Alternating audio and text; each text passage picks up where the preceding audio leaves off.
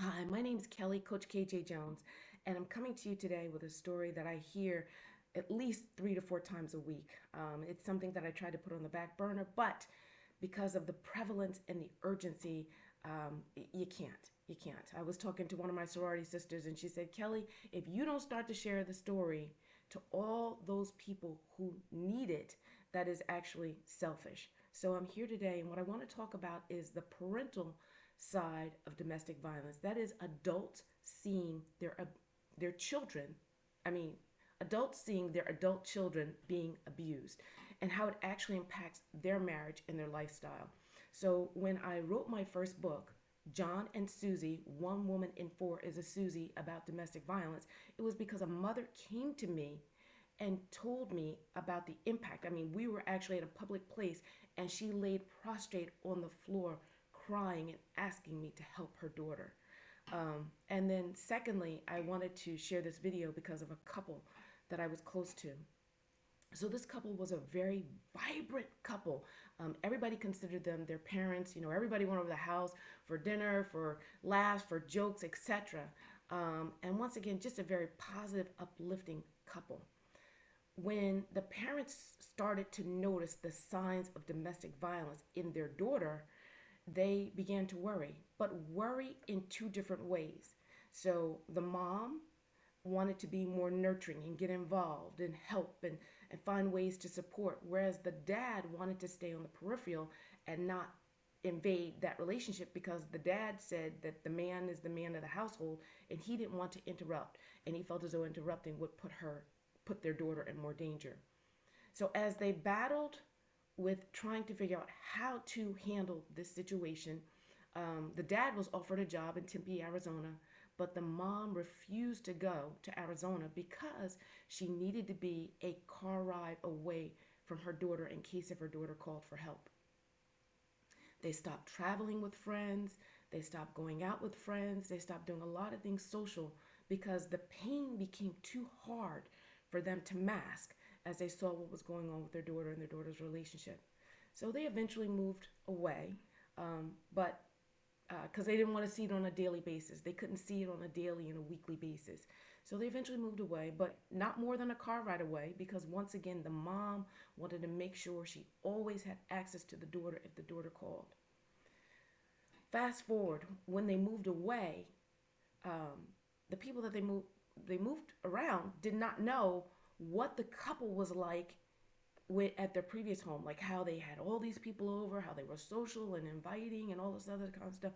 What they saw was two people who seemed to be worried or preoccupied.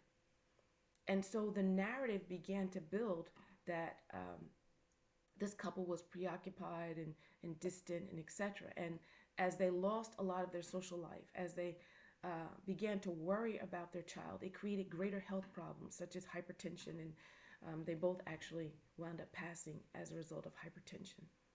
So the reason why I'm mentioning all this is because we don't realize, um, and once again, like I said, when they moved to that new environment, people were getting uh, like 1/5 of their life together or 1/10 of their life together, and they started to form a narrative after that and started to make assumptions.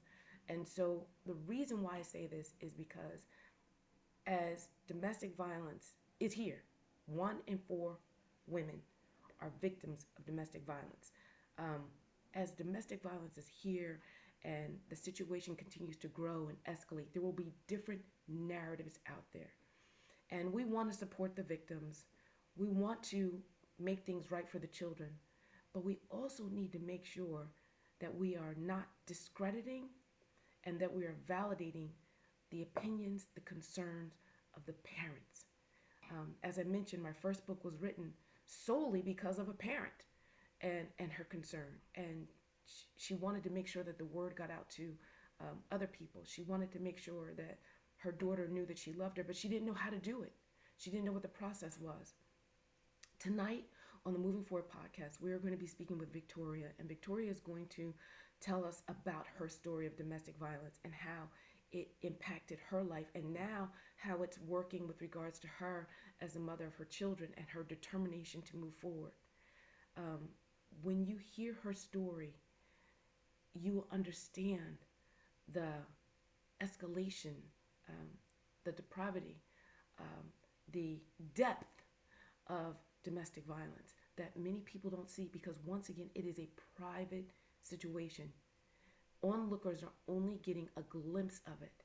And you cannot share years of domestic violence and years of experience with onlookers because they're new and they're busy. So I hope you will attend. This is going to be a very, very critical uh, subject, story, has personal impact, and it's important, it's current, it's necessary. So I thank you in advance for your support. I thank you in advance for learning and growing, helping yourself and helping others. Once again, this is Kelly, Coach KJ Jones. Our show tonight is the Moving Forward podcast. It's going to be on. It's going to be at 8 o'clock tonight, Sunday night, and I will share the link in the description. Um, Take care, stay awesome, and help if you can. Thanks so much.